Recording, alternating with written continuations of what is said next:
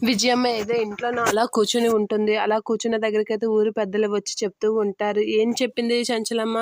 కబురు చెప్పడానికే వచ్చారా అని చెప్పి విజయమ్మ అయితే అంటూ ఉంటుంది. ఆ మాటలకి వాళ్ళు ఏం చెప్పాలో తెలియక ఆలోచిస్తూ అలా చూస్తూ ఉంటారు. ఏంటి ఆలోచిస్తున్నారు? చంచలమ్మ ఏం చెప్పింది? ఓకే చెప్పిందా అనేదో అంటూ ఉంటారు. ఆ మాటలకి వాళ్ళు ఏం చెప్తారా అని విజయమ్మ అలా చూస్తూ ఉంటుంది. వాళ్ళ అమ్మాయి కూడా అలా చూస్తూ ఉంటుంది. ఇక వాళ్ళైతే ఏం చెప్పాలా అనైతే అలా చూస్తూ ఉంటారు. ఏంటి మొహమాట పడుతున్నారు? ఏమంది? వద్దందా అని చెప్పి అయితే విజయమ్మ అయితే చంచలమ్మ గురించి అడుగుతూ ఉంటుంది. ఆ మాటలకి వాళ్ళైతే దమ్ముంటే పట్టుకో విజయమ్మ, పట్టుకుంటే వదిలేస్తాం కప్పు అనేది అంటూ ఉంటారు.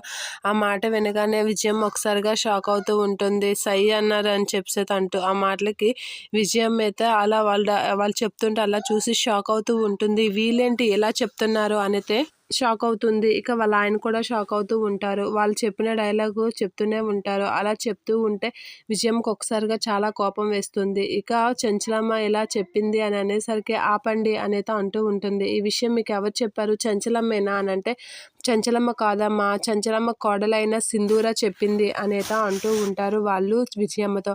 ఆ మాట వినగానే విజయమ్మ అయితే ఏంటి చంచలమ్మ ఇలా ఎందుకు చేస్తుందంటే చంచలమ్మ చేయలేదమ్మా అని చెప్పి అంటూ ఉంటారు.